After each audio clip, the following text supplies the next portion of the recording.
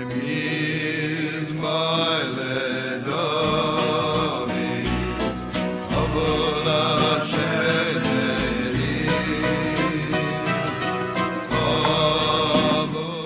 on est arrivé page 17, on est vers le bas de la première colonne. Alors hier on a parlé d'Adam Arishon qui a été chassé du Gan Eden parce qu'il avait mangé l'arbre de la connaissance du bien et du mal. Donc Hachem il lui a donné une réparation pour ça, et qu'il lui a donné un vêtement en peau. Comme ils avaient honte, cette honte-là, ça leur a permis d'avoir les tefilines qui sont un outil de reconnexion avec le Gan Eden, avec le paradis. Donc grâce à la honte qui est la lumière des tefilines, on lui pardonne toutes ses avérotes,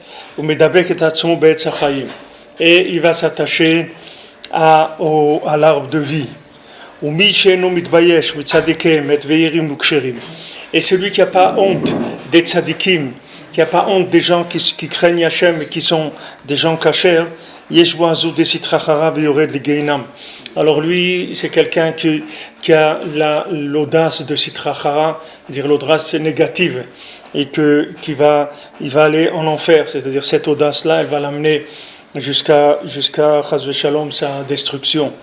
Quand quelqu'un fait tchouva, c'est-à-dire il a honte de ses fautes, alors on lui pardonne. Et à ce moment-là, il chasse la folie qui est en lui. Et il mérite à ce moment-là de recevoir la lumière des tefilines qui est l'arbre de vie. Donc cette lumière des tefilines, elle vient que si la personne elle a eu honte de ses fautes de manière à chasser de lui la folie qui est rentrée en lui par ses fautes. Parce que les tefilines, c'est pas ça qui va lui donner la honte. La honte, c'est elle qui va préparer à ce que les tefilines puissent rentrer en action. C'est-à-dire si la personne elle n'a pas honte sur ses fautes, alors les tefilines, ils vont pas lui permettre de se connecter. C'est-à-dire que les tefilines, ils vont entrer en action, c'est-à-dire ils vont commencer à fonctionner qu'à partir du moment où la personne elle commence à avoir honte, parce que quand la personne a la honte, ça va faire sortir d'elle la folie, et à ce moment-là les tefilines ils peuvent servir à la connexion, c'est-à-dire eux ils rentrent en marche quand la personne a la honte. Si maintenant la personne elle n'a pas honte, elle veut se connecter, elle ne peut pas se connecter parce que c'est comme si tu prends quelqu'un qui est fou, maintenant tu essayes de le raisonner, de lui expliquer des choses, etc. Ça ne sert à rien, tu es en train de perdre ton temps. Il ne faut pas le connecter avec la raison. Il faut d'abord qu'il enlève sa folie. Quand on enlève cette folie, c'est d'abord qu'il faut qu'il ait honte d'être fou. C'est-à-dire, quand il a honte d'être fou, à ce moment-là, après, il peut y avoir de la connexion et on peut parler de prise de conscience, etc. Mais la prise de conscience et la folie, c'est des choses qui sont complètement opposées. Quelqu'un ne peut pas prendre conscience et être fou en même temps. C'est-à-dire que c'est ou l'un ou l'autre. Donc il y a une lutte d'abord par rapport à... Il y a une lutte d'abord par rapport à la folie. Alors maintenant, comme il dit avant, celui qui a honte déjà du tzadikim, celui qui a honte du tzadik, quand il vient devant le tzadik, il a honte du tzadik, ça c'est déjà une préparation pour qu'il puisse mettre les tefilines après. Après les tefilines, ces tefilines ils vont lui permettre de se connecter. Mais déjà qu'il ait honte, c'est-à-dire que cette honte-là, ça chasse la folie qu'il y a dans la personne. Parce que chaque faute, elle rentre une dose de folie. Chaque fois que quelqu'un est faute, il y a une dose de folie qui rentre. Alors Yud vezeh shesiper atana erez nafal bimkomenu ve'avru alav sheshesret kranot al chudo. C'est ce qu'il racontait le Tana. Il y a un erez, c'est-à-dire il y a un cèdre qui est tombé dans notre endroit, et sur ce cèdre-là, sur la tranche du cèdre, il y a 16 carrosses qui sont passées sur la tranche du cèdre. Ça, c'est dans la Gemara Bechorot, on l'a vu dans la Torah. parce qu'on sait que le tzaddik amiti, le tzaddik véritable, il s'appelle Erez Balevanon. Il s'appelle le Erez de Levanon, c'est-à-dire le Erez Balevanon, c'est-à-dire le cèdre du Liban, c'est-à-dire il représente la chose stable, c'est-à-dire le cèdre, c'est quelque chose de bien implanté. Et il sert Hachem avec beaucoup d'attachement et avec un esprit très développé. Maintenant, quand le tzaddik il tombe, c'est-à-dire il descend à un niveau inférieur par rapport à ce qu'il était avant,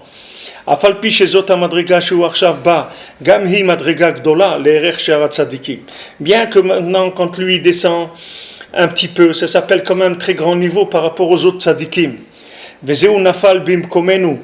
C'est-à-dire il est tombé dans notre endroit. C'est-à-dire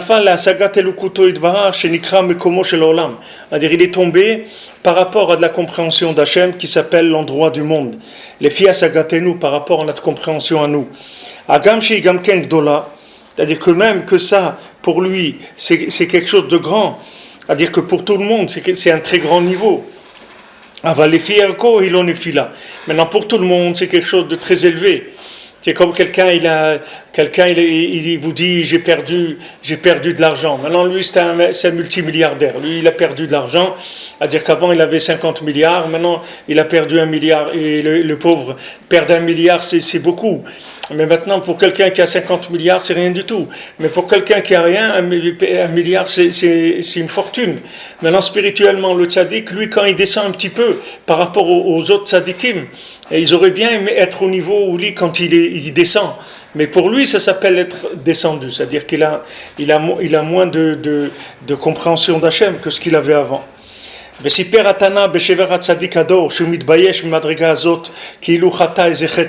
Et le Tana, c'est-à dire le Tana dans la Gemara, dans le Talmud, il a fait l'éloge du tzaddik. Qui a honte de ce niveau-là, c'est comme s'il avait fait une faute.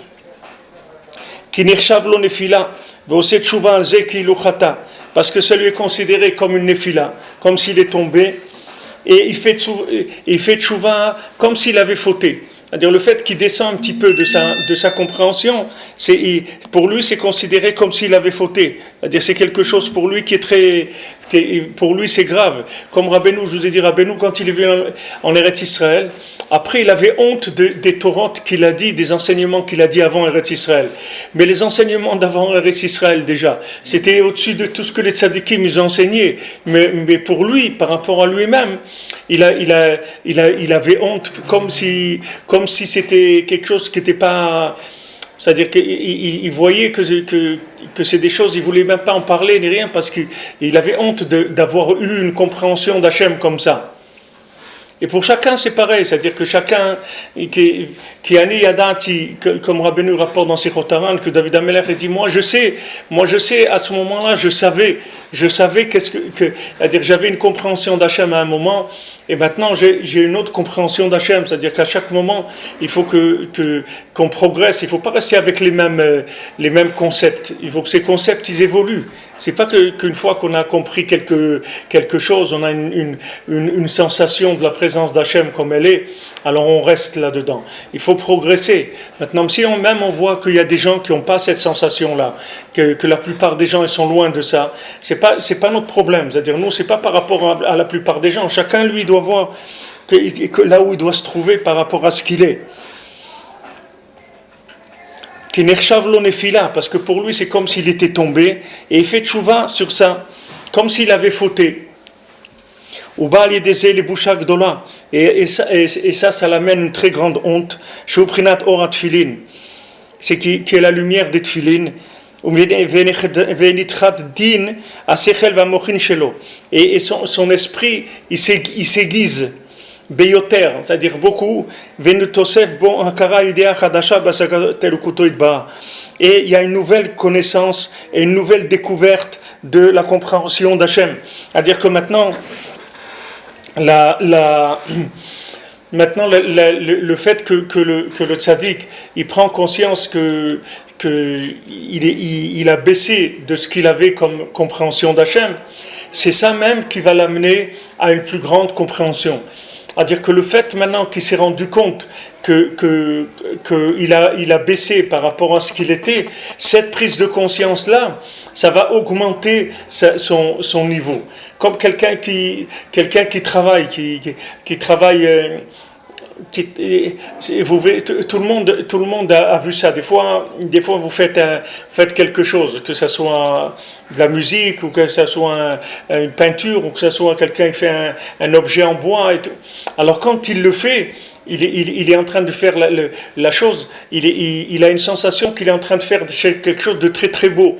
Alors il est là, il fait comme ça, il a une sensation comme si c'était magnifique. Et quand il finit, des fois, il revient le lendemain, il voit que c'était nul ce qu'il a fait. Et pourtant, quand il était dedans, il croyait, mamache, que c'était quelque chose d'extraordinaire. Après, il le reprend, il voit que c'était pas terrible. Alors maintenant, quand il va se remettre au travail maintenant pour refaire cette chose-là, il va venir avec un esprit beaucoup plus aiguisé, parce qu'il a du recul par rapport à la première fois où il a fait. La première fois, il était tout feu, tout flamme dedans, le fait qu'il a commencé il est comme un petit enfant, il vient, il vous montre, il a dessiné une maison, il faut faire des efforts pour reconnaître que c'est une maison, etc. Et pour lui, c'est extraordinaire ce qu'il a fait. Maintenant, quand il prend conscience que ce qu'il a fait, c'était pas si extraordinaire que ça. Ça donne un aiguisement de l'esprit, qui fait que la personne, après, elle fait beaucoup mieux. Maintenant, dans Avodat Hashem, le tzaddik, quand il prend conscience que comme il a fait, il n'aurait pas dû faire, c'est pas comme ça qu'on fait, etc. Alors après, quand il a une approche d'Hachem, elle est différente, elle est beaucoup plus élevée que la fois d'avant.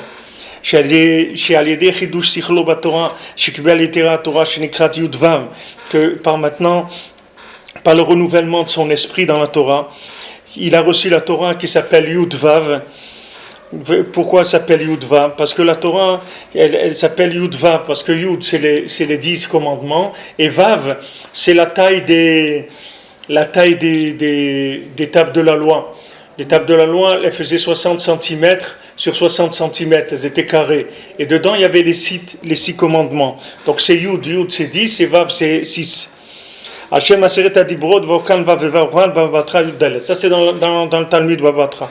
Vavrou Lashon Idgalut Kumosh Katuv Vavar Hashem Lingof. Et ceci Vavrou. Avrou, ça veut dire que tout ça, il explique c'est-à-dire il rentre Rabbeinu ce qu'il voulait dire, il le rentre dans les paroles du Tana. Donc le Tana, quand il a dit Vavrou alav sheshesre karanot, ça veut dire qu'ils sont passés. Avrou, ça veut dire qu'ils sont passés, ça veut dire qu'il y a une révélation. Comme c'est écrit Avar Hashem Lingof. Hashem, il est passé dans le campement pour détruire, pour tuer des gens. C'est-à-dire ça, c'est pour ça, quand on dit il est passé, ça veut dire qu'il s'est révélé dans l'endroit. Et Tirgem Kelos Idgele, c'est-à-dire quand il dit il est passé, ça veut dire il s'est révélé. Yudvev Kranot Al Chudo, c'est-à-dire 16 Kranot, 16 carrosses, ils sont passés sur la tranche du cèdre.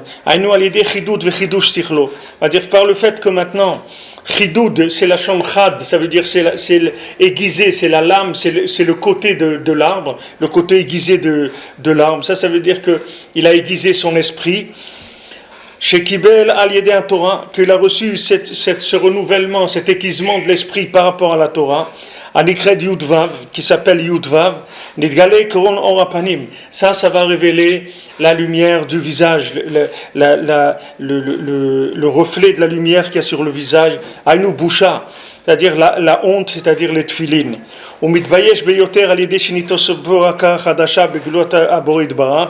Et maintenant, il a très honte parce que il s'est rajouté sur lui une nouvelle connaissance de la grandeur d'Hachem.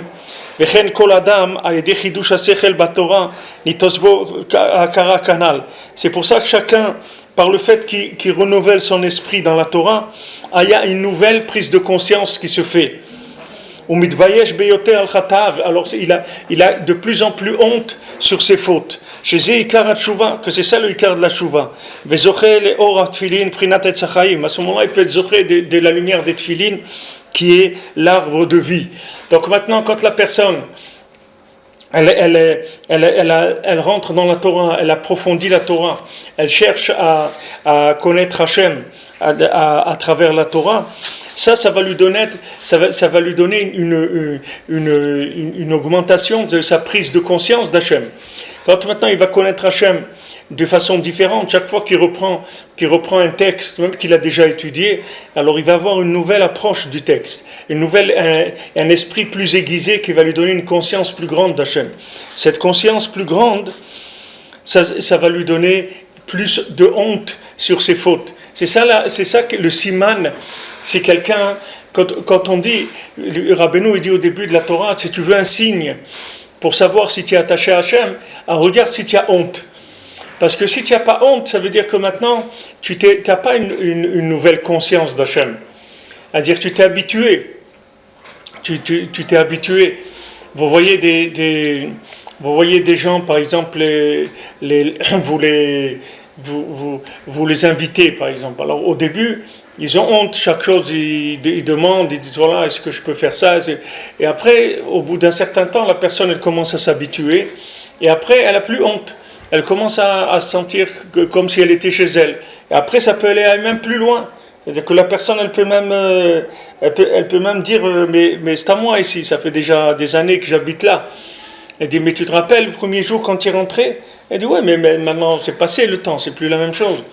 Alors dans la vie, l'approche des choses, si on veut que les choses elles restent nouvelles et qu'on veut que les apprécier, il faut le renouveler tout le temps, parce que sinon on s'habitue, et quand on s'habitue, c'est le début de la fin quand on s'habitue. Le mariage, c'est la même chose. Quelqu'un il doit respecter son conjoint tous les jours plus que ce qu'il respectait avant. Et les gens en général, c'est le contraire. Au général, ils se respectent au début, quand on dit tout nouveau, tout beau. Et après, il commence à regarder des problèmes de l'autre et il commence à fixer le négatif. Et quand il fixe le négatif trop, alors ça leur donne automatiquement un effet de mépris par rapport à l'autre. Alors que si maintenant on regarde le bien, ça donne de la honte par rapport à l'autre. Quand on voit le bien d'une personne, alors on a honte ça donne quelque chose qui est un sentiment de honte. Tu vois quelqu'un qui fait des efforts, qui donne sa vie. Rabbeinu dit dans Sirotaran qu'il faut beaucoup avoir de miséricorde par rapport à la femme. Parce que la femme, elle supporte beaucoup dans ce monde. Elle a une vie très difficile. Elle a un corps avec des cycles. Elle porte des enfants.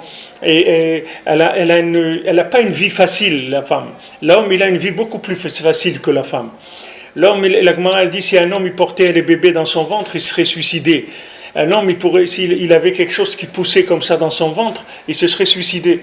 Et la femme, elle porte 1, 2, 3, elle porte les enfants, elle les fait grandir, et des fois elle a des petits, 2, 3, tout petits, et ça. Et elle se bat, et elle a des souffrances physiques, etc.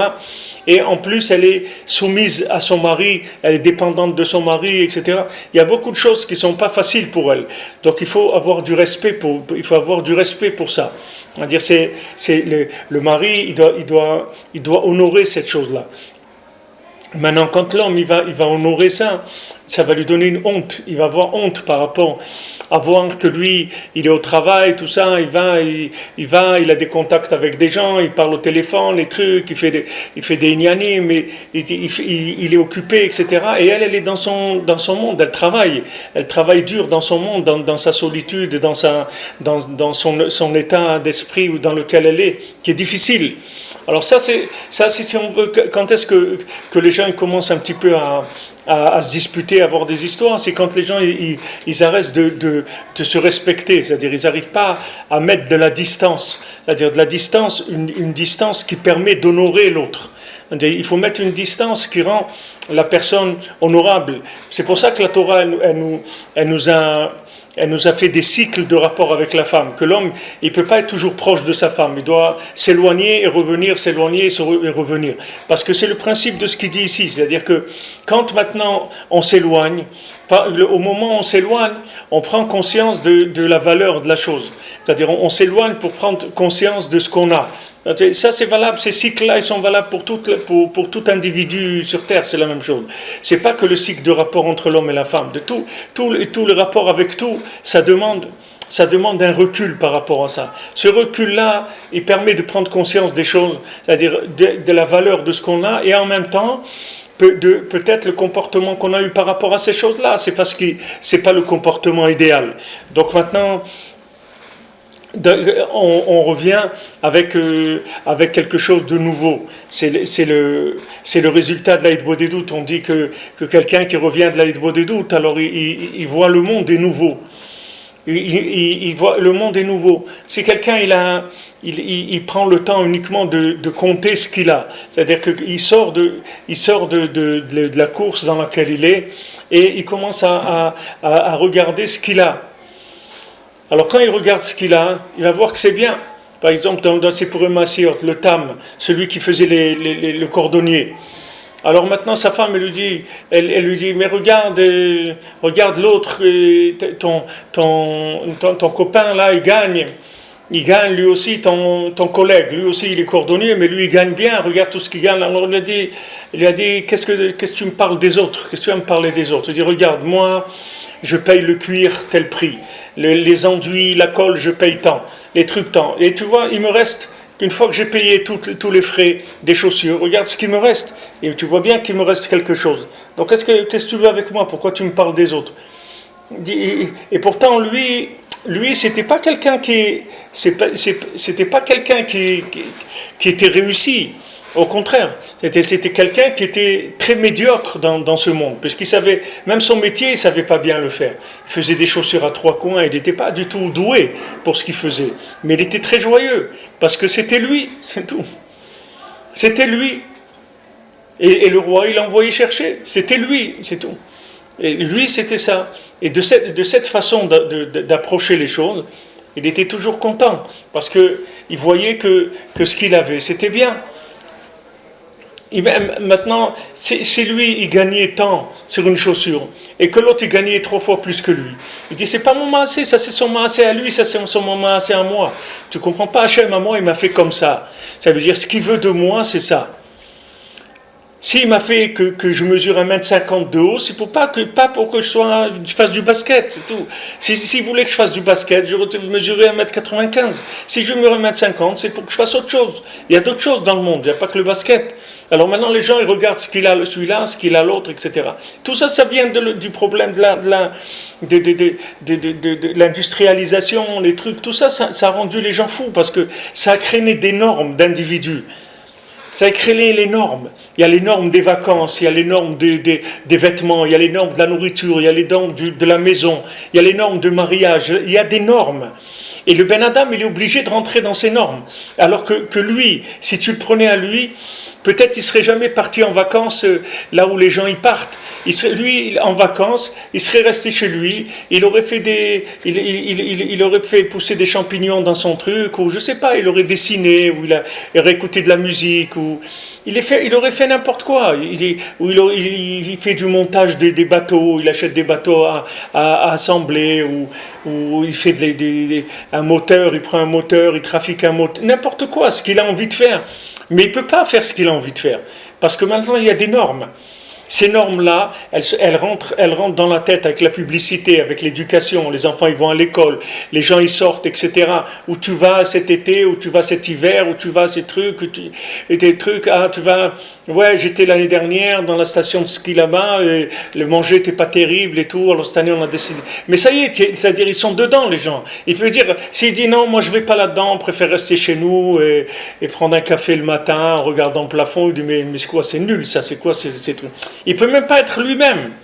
Il ne peut pas être lui-même, parce que le gars, il a envie d'être lui-même. Il a envie d'écrire des lettres au président de la République pour lui dire que c'est un idiot, par exemple. Mais laisse-le faire ce qu'il a à faire.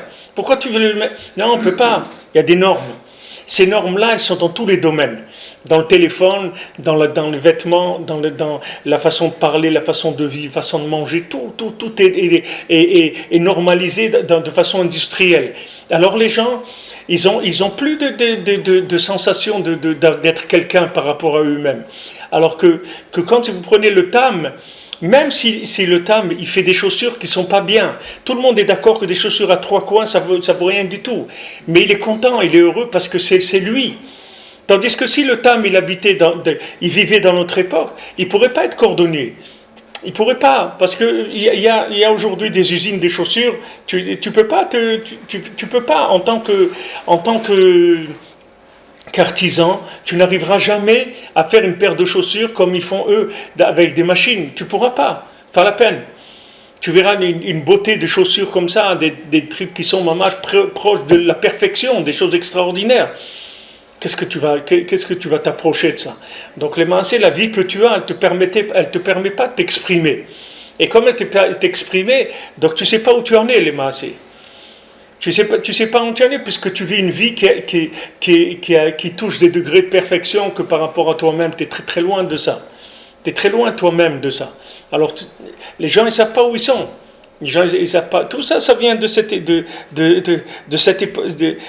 époque-là. C'est-à-dire quand ça a commencé le écart, comme il dit ici, que les gens, ils n'ont pas eu honte du tzaddik, que les gens, ils n'ont pas eu honte de Rabbi Nachman, et que ils ne sont pas soumis à lui, comme ils devaient le faire. Ça a entraîné que le monde, il est tombé dans cette audace-là. L'audace de l'industrialisation, des trucs. Et c'est de l'audace, la République, tout ça, c'est beaucoup d'audace. Des gens qui ont pris le pouvoir avec de l'audace et maintenant on paye les conséquences de ça. C'est qu'ils emmènent le monde à la folie totale. C'est-à-dire ces gens-là, ils emmènent le monde vers la destruction des gens, parce que les gens, ils n'arrivent plus à suivre les normes qui ont été fixées par la société. Les gens, ils sont malheureux de ça. Ils n'arrivent pas. Alors qu'avant, les gens, quand ils faisaient leur vie à eux, puis il y avait une petite pointe dans leur vie, une petite pointe artistique, une petite pointe individuelle, un peu d'affection, un peu de quelque chose dans ce qu'ils avaient fait. Maintenant, même si votre maman, elle va vous tricoter un pull, jamais ça sera un pull comme quand vous allez acheter des pulls de marque, même si c'est bien tricoté. Qu'est-ce qu'elle peut faire avec ses mains? Jamais peut arriver à ce qu'ils vont faire avec des machines. Et la seule chose qui va vous faire mettre le pull, c'est parce que c'est votre maman, votre femme ou votre soeur ou votre fille qui vous l'a fait. Il y a un lien affectif avec la chose. Alors vous allez le mettre parce qu'il a une histoire, le truc. Mais s'il n'a pas d'histoire, il n'y a rien dedans. Qu'est-ce qu'il y a dedans? Il y a une usine en Turquie qui a fait des trucs et c'est tout. Et les pulls, ils sont très bien et il n'y a rien à dire. Tu vas en Chine ou un truc et voilà, c'est tout. Les vêtements, les gens ils vont en Chine, ils font des vêtements, c'est tout. Ils vous les amènent et voilà, ça y est, vous choisissez la taille et vous mettez ça, vous n'avez rien à dire. Tout est comme ça. Tout est comme ça. Avant, les gens ils faisaient tout, même les pâtes. Je me rappelle, ma grand-mère faisait les pâtes à la maison. Je veux ses pâtes. Il y a la machine à faire les pâtes, on réglait la largeur, si c'était des trucs spaghetti ou plus larges, trucs. Et aller préparer sa pâte, et après elle aplatissait, ça passait là-dedans, c'était moulu, c'était séché, truc. Il y a quelque chose de vivant là-dedans, c'est autre chose. Mais non, tu peux pas, ça. Les pâtes, c'est telle marque, c'est tout. Si tu veux des pâtes, c'est ça, c'est tout. Sinon, il n'y en a pas. Sinon, ce que tu manges, c'est rien. Ça vaut rien du tout. Malheureusement, tout ça a rendu les gens idiots, ça a rendu les gens bêtes. Parce que la personne, elle est confrontée à rien du tout. Elle est comme un animal devant un truc, qu'on lui met un truc à manger, elle le mange, puis c'est tout. Il n'y a pas de cette lutte-là que la personne elle voit, qu'est-ce qu'elle fait, elle avance, elle progresse là-dedans, elle a mal fait, elle revient, corrige. Il n'y a pas tout ça, parce que la plupart des choses elles sont fournies, on te demande que de l'argent, c'est tout ce qu'on te demande. On te demande de l'argent, fournis de l'argent et c'est tout, on te donne le reste, on te donne tout. Pas besoin d'autre chose. Alors ça, quand on vivait dans un contexte qui était où il y avait beaucoup plus de côté individuel qui ressortait. Alors ça permettait aux gens de s'exprimer et de voir où ils en étaient. Il n'y avait pas de normalisation des choses. Il n'y avait pas de la normalisation. Les gens ils pouvaient vivre leur vie avec leur teinte de personnelle. Maintenant, quand quelqu'un il fait quelque chose, même si ce qu'il fait c'est loin de la perfection, mais il a fait quelque chose de lui-même. Donc maintenant, après, il va voir ce qu'il a fait. Il va corriger ce qu'il a fait. Il va avoir honte de ce qu'il a fait. Il va faire mieux. Et c'est comme ça qu'il va aiguiser son esprit. Sinon, comment tu lui donnes quelque chose de fini? Comment tu veux qu'il aiguise son esprit? Il est comme une vache, c'est tout. Il prend la chose, il ne peut rien faire. Il n'y a rien à rajouter. Il n'y a pas d'évolution possible là-dedans.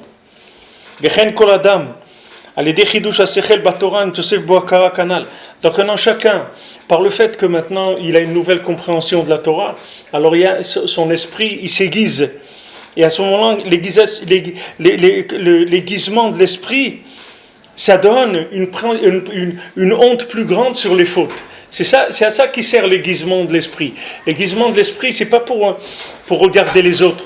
L'aiguisement de l'esprit, c'est pour se regarder à soi-même avec un œil plus raffiné, c'est-à-dire un œil plus précis, un œil qui voit les choses beaucoup plus claires. Donc maintenant, il a honte. Il dit, mais comment maintenant j'ai pu être comme ça, j'ai pu faire des choses comme ça, etc. Chez Ikar HaTshuva, c'est ça l'Ikar de la Tshuva. La Tshuva, c'est ça. Tshuva, ça veut dire que je reviens à chaque fois vers Hachem. Qu'est-ce que ça veut dire je reviens?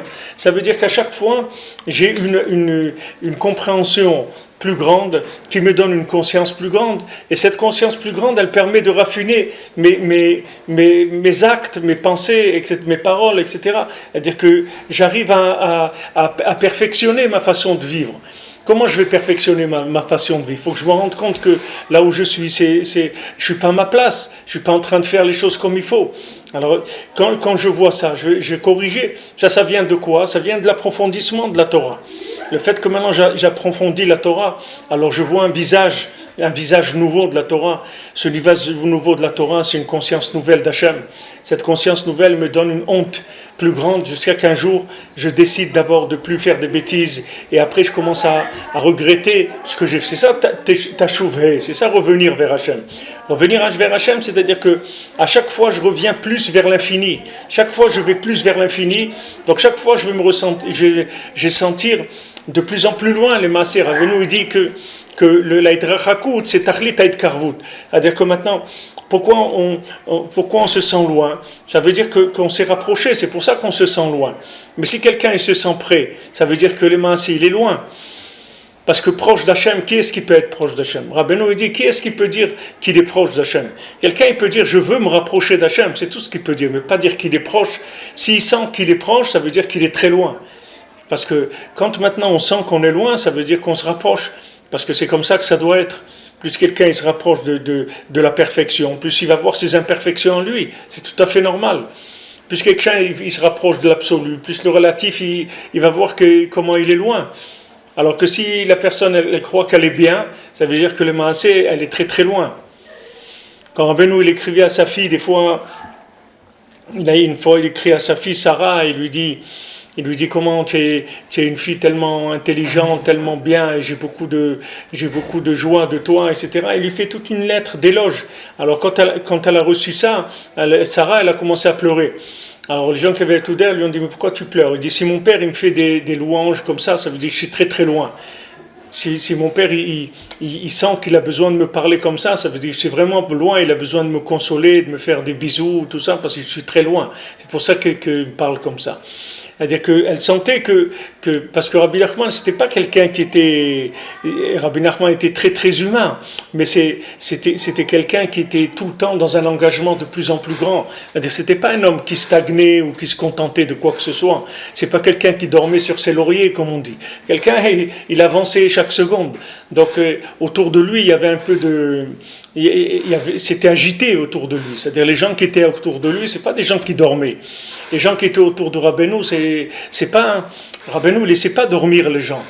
Rabbeinu réveillait les gens tous les jours, en permanence. Donc il y avait comme une recherche permanente comme ça. Les gens, ils étaient poussés tout le temps avec Rabbeinu. Quand Rabbeinu, il commençait à dire à quelqu'un des louanges, etc., de le consoler, de lui faire un petit peu un petit peu comme ça, des louanges sur lui, ça veut dire qu'il est loin. C'est-à-dire si Rabbeinu lui fait ça veut dire qu'il est loin, parce que normalement, Rabbeinu va lui remettre en question.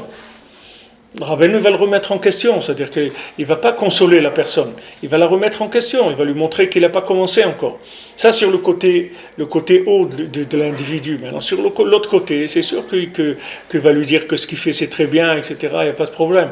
Mais il y a un côté où il y a un côté déguisement, c'est-à-dire pas de déguisement, un côté déguisement, c'est-à-dire déguiser la personne. Il faut l'aiguiser, sinon après elle va devenir déguisée. C'est-à-dire que si tu ne l'aiguises pas, après elle va se déguiser dans celui qui était hier. Mais celui qui était hier, il n'était pas, c'est pas le même qu'aujourd'hui.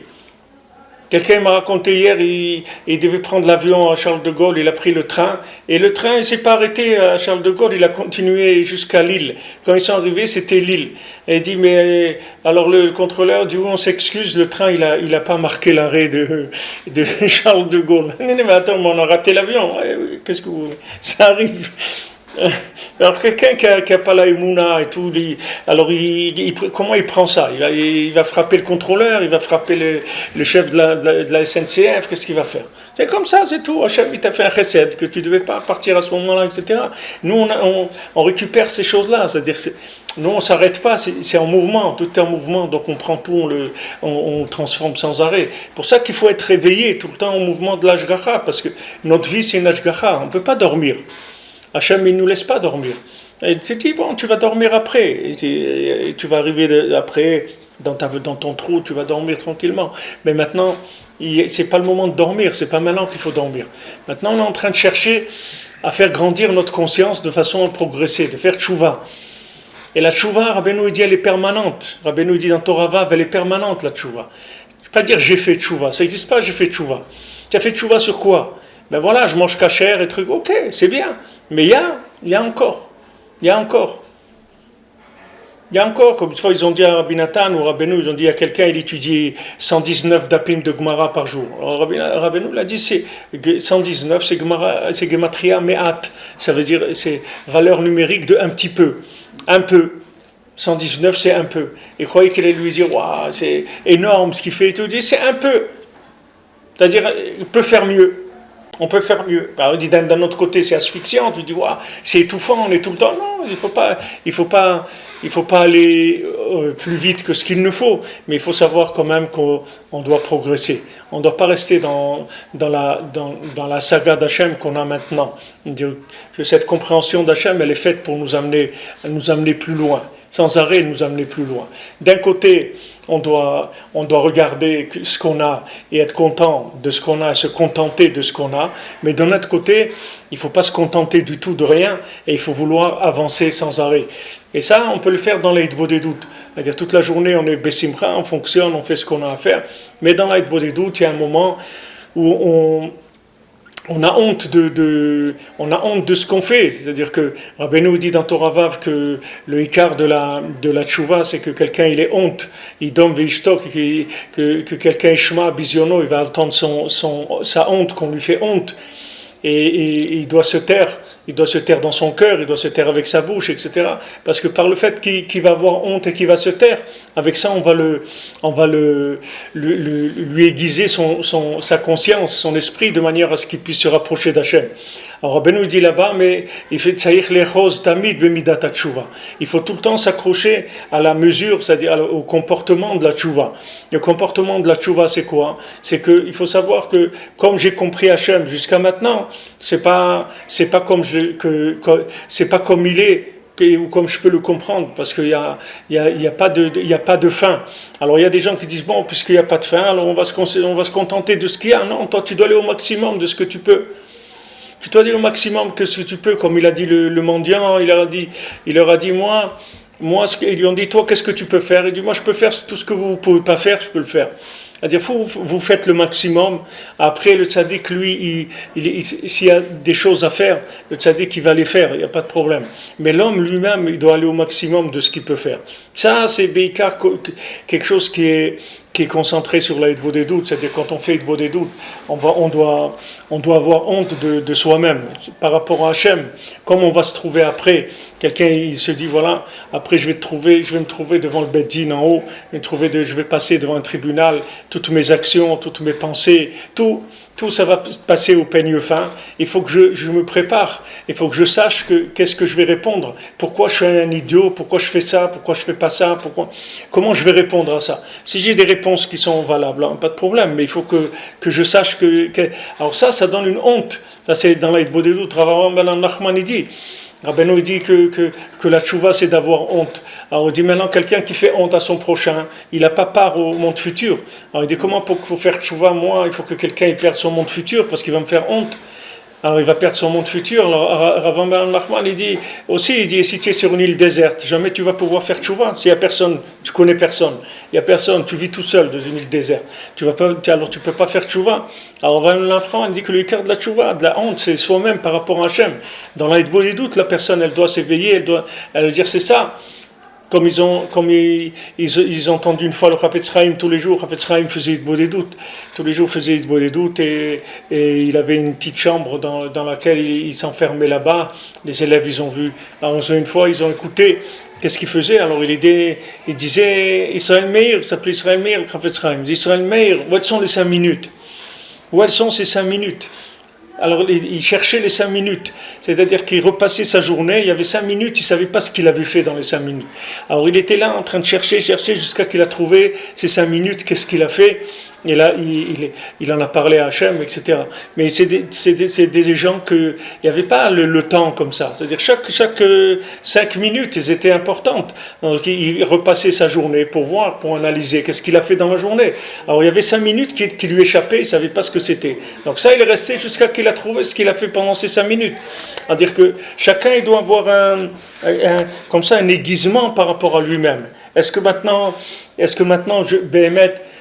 je suis là où je dois être, et même si je suis bien par rapport à la moyenne des gens, mais moi je ne sais pas là où je dois arriver. C'est-à-dire que moi je dois pas utiliser la norme des gens la norme des gens c'est bien pour progresser, mais pas pour reculer. Si la norme des gens elle m'amène à la médiocrité, il ne faut pas que je reste par rapport à moi-même. Par rapport à eux, peut-être c'est très bien, mais par rapport à moi-même, je dois savoir moi où je vais. Chacun il a son niveau. Il ne doit pas s'endormir parce qu'il a la moyenne. Il ne faut pas qu'il s'endorme, il faut qu'il avance. Alors il dit, rien kol adam, c'est comme ça pour toute personne. C'est-à-dire, ce n'est pas que le tzaddik qui a ça. Chaque individu, par le fait que maintenant il renouvelle, il aiguise son esprit dans la Torah, et qu'il a une nouvelle connaissance d'Hachem, maintenant il a honte de ses fautes, et ça c'est le ikar de la tchouva. C'est ça le ikar de la tchouva, c'est d'avoir honte de ses fautes par le fait que son esprit, il a augmenté. C'est-à-dire que l'intensité de l'esprit, l'aiguisement de l'esprit a augmenté. Donc comme l'aiguisement de l'esprit a augmenté, je ne peux plus voir de la même manière les choses. Comme je dirais, Fraikin, une fois, le Shabbat, il a été voir sa fille qui habitait en ville comme ça. La yeshiva, elle était un petit peu en dehors de la ville, un peu dans une colline comme ça. Alors il est descendu chez sa fille qui habitait. Alors quand il était en train de marcher pour aller chez sa fille, il y a quelqu'un qui passait Shabbat en vélo ou un truc qui lui a dit sale juif. Alors lui s'est arrêté, il a cherché dans ses poches, il a vu qu'il avait un mouchoir dans la poche. Et ça, c'est là-bas, on n'avait pas le droit de porter Shabbat. Donc il dit, elle a raison, c'est un sale juif, tu portes Shabbat, tu es un sale juif, il a raison. Il n'a pas pris au premier niveau, parce que l'esprit, il est déjà aiguisé. C'est-à-dire qu'il sait qu'il n'y a pas de choses au premier niveau. Qu'est-ce qu'il va commencer à faire il va téléphoner à Sami Gozlan, ou je ne sais pas comment il s'appelle, celui qui dirige les trucs contre l'antisémitisme. Il y a le Motzei Shabbat, il va faire une lettre pour truc.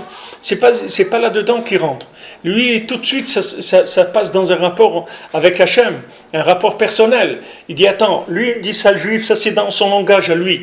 Maintenant, pourquoi je suis un sale juif? Qu'est-ce que j'ai fait, moi? Alors il cherche dans ses poches, il voit qu'il porte Shabbat. Il dit, c'est sûr, quelqu'un qui porte Shabbat, c'est un sale juif, il a raison. Au contraire, c'est-à-dire qu'il a pris le message comme étant un renseignement pour lui, parce qu'il fonctionne à un autre niveau. Maintenant, quelqu'un qui prend au premier niveau, il va courir derrière le vélo, il va taper l'autre, il va lui jeter une pierre ou n'importe quoi. Mais les masses, il ne va pas se rendre compte de ce qui s'est passé avec lui. Le message, il n'a pas compris que Hachem il veut l'aider pour qu'il arrête de porter le Shabbat. C'est pour ça qu'il lui a envoyé ça. Donc ça, c'est un autre niveau de communication, c'est un autre niveau de conscience. C'est tout ça, c'est le développement de la conscience. Plus quelqu'un il développe sa conscience, plus les messages, ils sont dans des langages qui sont différents. Il y a des niveaux de langage où Bichlal, c'est le silence total, il n'y a pas d'ouïe, on n'entend rien du tout, etc. Et il y a des niveaux où le langage il devient de plus en plus clair. Jusqu'à ce qu'après, mamash bechalo kulumem merkavot, c'est-à-dire que le monde entier, il ne parle que de l'honneur d'Hachem. C'est-à-dire ça devient tout le monde entier, c'est un vaste outil de communication. C'est-à-dire tout ce qui se passe dans le monde, c'est qu'un outil de communication. Maintenant, si je veux comprendre, il faut que j'aiguise mon esprit par l'augmentation de la conscience. Plus la conscience elle va être élevée, et plus les choses elles vont se traduire différemment pour chaque individu.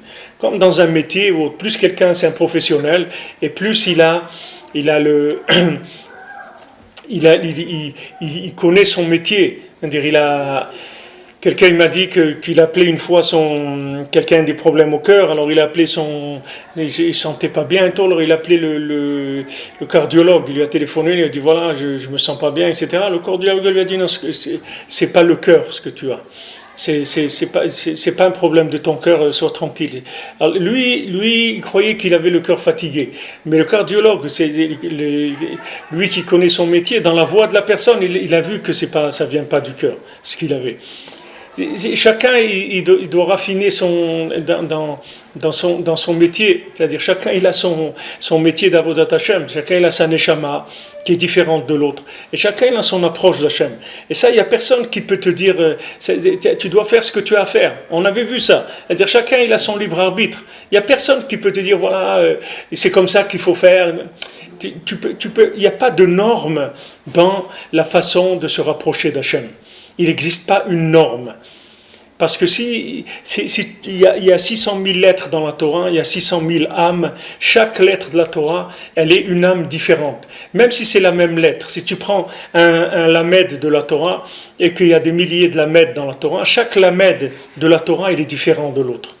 Il n'a pas de rapport avec l'autre. Chacun, il y a un niveau où il n'a pas de rapport. Il y a un niveau où il y a un rapport général, mais il y a un niveau où il n'y a plus de rapport, que l'individu il doit chercher son attachement personnel avec Hachem. Et ça, il faut aider la personne à se trouver. Il faut l'aider à le trouver. C'est pour ça que tout le lien de Rabbeinu, tout le lien de Rabbi Nachman, c'est de prendre les gens individuellement, de les comprendre individuellement et de leur donner un message individuel. Comment les gens, tu vois, qui viennent à Ouman, ils sont tellement différents les uns des autres. Parce qu'ils ont un langage qui est approprié. Ils utilisent un langage approprié à chacun. Et on a besoin de ça. Parce que si on n'a pas quelqu'un qui sait nous parler, c'est-à-dire qui parle notre langage, comment on va faire pour progresser? On ne peut pas progresser. On ne peut pas. Combien de jeunes ils sont à la maison et ils parlent avec leurs parents et tout. Ils ne trouvent rien avec leurs parents. Ils ne trouvent pas comment progresser. Ils n'arrivent pas. Après, les parents, ils se plaignent, ils disent « Ouais, il n'écoute pas et tout. » Qu'est-ce que tu veux qu'il écoute? Il ne comprend pas ce que tu racontes. Tu ne comprends pas ce qu'il veut. Il y a un problème de communication qui est grave. Parce que les gens, ils veulent bien faire. Ils sont bien intentionnés. Seulement, ils ne savent pas communiquer, c'est tout. Alors, pour pouvoir communiquer avec quelqu'un, il faut arriver à le suivre. Et aussi, il faut arriver à reconnaître qu'on n'arrive plus à le suivre. Ça aussi, c'est important. C'est-à-dire qu'il ne faut pas avoir honte de dire à l'enfant, écoute, moi, je suis dépassé. C'est-à-dire, j'arrive pas, moi, je peux te donner ce que je peux te donner, mais il faut que tu avances, c'est tout. Et ça, une réponse à ça, j'ai pas un truc. Il ne faut pas avoir honte de reconnaître qu'on est limité. Chacun, il a sa limite par rapport à l'autre. Et il ne faut pas enfermer l'autre dans nos limites, parce qu'on en a. C'est pas parce qu'on a des limites qu'on doit enfermer les autres dans nos limites. Au contraire, il faut ouvrir. Il faut ouvrir, il faut permettre à l'autre de l'ouvrir, il faut respecter sa recherche. Si quelqu'un il a sa recherche à lui, il faut le laisser, il faut le respecter dans sa recherche. Ça aussi, ça fait partie de la honte. Si quelqu'un il n'a pas honte, il a de l'audace. L'audace, c'est qu'il croit que tout le monde il doit marcher comme lui, il pense. Mais c'est pas, Hachem il n'a pas fait le monde comme ça. Hachem il a fait le monde, Baruch Hachem, que chacun il est différent et chacun il a son approche d'Hachem. Et dans des moments de la vie aussi, ils sont différents. C'est pas toujours qu'on a la même intensité. Il y a des moments plus, il y a des moments moins. Chacun il doit se chercher Béhémet. On dit, à ce moment-là, s'il fait tchouva, comme ça, c'est-à-dire s'il a honte, ça va lui permettre de faire de tchouva et d'être zoché, d'être filin et du etzachaim, c'est-à-dire de l'arbre de vie. Alors Rabbeinu, après, il finit avec ça. La Torah, elle finit, cette Torah, la maîtresse, elle finit avec cet élément que chacun il doit tirer sur lui, la Kedushat Shabbat, Prinat Boucha, c'est-à-dire la honte, Bereshit, Yare Boshet, Prinat Yare Shabbat. Alors Bereshit, c'est Yare Boshet, c'est la crainte et la honte, c'est ça Bereshit. Prinat Yare Shabbat, la crainte du Shabbat. Prinat Yir'a, c'est-à-dire on doit attirer la crainte. Prinat Orat Tfilin, la lumière des Tfilin, les Kadesh et Me'achol, pour sanctifier les jours de la semaine. Donc les jours de la semaine, ce sont des jours qui ont une approche logique, ce sont des jours carrés, ce sont des jours où on va rentrer dans une certaine petitesse d'esprit. Maintenant ces jours-là, il faut les élever grâce à la Kedusha du Shabbat. Comme c'est écrit dans la Mechilta, Zachor et Yom HaShabbat. Souviens-toi du jour de Shabbat, Zochrehu Mechad Beshabbat. Souviens-toi du Shabbat depuis le premier jour de la semaine. Et selon comment quelqu'un sanctifie les jours de la semaine, alors c'est ça qui va repousser le poison du serpent, qui va repousser le principe de Ketz Kol Basar, c'est-à-dire le principe de destruction, Shuprinat Ruach Sehara, qui est cette mentalité apocalyptique qui est un souffle d'une tempête. Adizé Olé Adibour les Shorshon, grâce à ça la parole va monter à sa racine. Grâce au fait que tu vas sanctifier les 6 jours de la semaine dans les 39 travaux. La metet klalot, c'est-à-dire que lat, ça veut dire maudire en araméen. Donc Adam Arishon, il a reçu les 39 malédictions parce qu'il s'est séparé de l'arbre de la connaissance, de l'arbre de vie, et il a été vers l'arbre de la connaissance du bien et du mal. Chez Garam Zouamat Anachash, c'est ça qui lui a donné le serpent. Et il faut que tu arrives que dans le jour de la semaine, tu te rendes compte comme si aujourd'hui c'était Shabbat. C'est-à-dire que tu arrives à dépasser complètement l'effet imaginaire des 6 jours de la semaine. Il faut que tu dépasses l'imagination des 6 jours de la semaine. C'est-à-dire que tu ne crois pas que tu es là dans un monde où tu cours à droite, à gauche et tu fais des choses, etc. Il faut que tu aies une conscience shabbatique même dans la semaine. Rabbi nous dit ici, et dans les jours de la semaine eux-mêmes, tu dois vivre comme si c'était aujourd'hui Shabbat. Et quand on dit Shabbat, c'est-à-dire que tu vis avec une conscience qui est une conscience de quelqu'un qui est complètement déconnecté des flux de la matière. C'est-à-dire quelqu'un que Mamash il s'engage avec Hachem et il fait passer l'engagement avec Hachem au-dessus de tout le mouvement de la matière. C'est-à-dire que son engagement, son honnêteté par rapport à Hachem, sa parole, c'est dans l'argent, dans tout, que la personne elle soit connectée à quelque chose qui est au-dessus du mouvement des 6 jours. Il y a des mouvements dans les 6 jours, mais il y a des choses qui se passent dans ce monde qu'on voit que la vie, c'est rien du tout, la vie d'un Ben Adam. Il me disait Rav Nachman Rotshicher à la Vachalom, quand il disait Gournish, il dit que la vie c'est rien, il dit c'est rien, c'est Gournish de Gournish, c'est rien de rien. Un Ben Adam il est rien de rien, c'est-à-dire autant il est très grand, autant il est rien de rien, comment il peut partir de ce monde en une seconde. En une seconde, quelqu'un il peut partir. Il n'y a pas ici alors il faut chercher, il faut se connecter après, une fois Rabbi Nathan, comme ça, quelqu'un il est venu au moment où il y avait la machloquette sur Rabbi Nathan, où il y avait une grande dispute contre Breslev et tout. Alors quelqu'un est venu, une femme elle est venue, elle lui a craché sur son visage à Rabbi Nathan.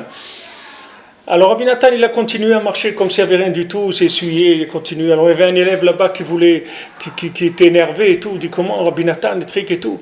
Alors Rabbi Nathan lui a dit moi je suis déjà 40 ans après la tombe. Je suis 40 ans après la tombe, tu crois que je suis là? Je ne suis pas là. Je suis déjà 40 ans après. C'est-à-dire que Rabbi Nathan, il vivait dans ce monde, mais sa conscience, ce n'était pas une conscience de quelqu'un qui est dans de la matière, qui est dans de la consommation. C'est quelqu'un qui était dans une conscience du futur, pas dans une conscience de maintenant. C'est-à-dire il voyait le futur de ce que l'homme il va devenir. Pas maintenant. Alors maintenant, Shabbat, Hachem nous a donné ce cadeau qu'on nous sort des 39 travaux et qu'on arrive à augmenter notre conscience. Mais le but, d'après ce qu'il dit Rabbeinu, c'est d'arriver dans la semaine à sortir de cette machine-là, à aller faire Itbodedut et prendre et se souvenir, éveiller le souvenir du futur. C'est la mémoire du futur, ça s'appelle. Rabbeinu l'appelle la mémoire du futur. Il ne faut pas oublier le futur. Il faut se rappeler du futur, pas du passé. Il faut se rappeler du futur. La mémoire de ce qui va se passer, pas de ce que j'ai maintenant. Alors, Bezat Hashem, Hashem Leolam, Amen, Amen. Donc on a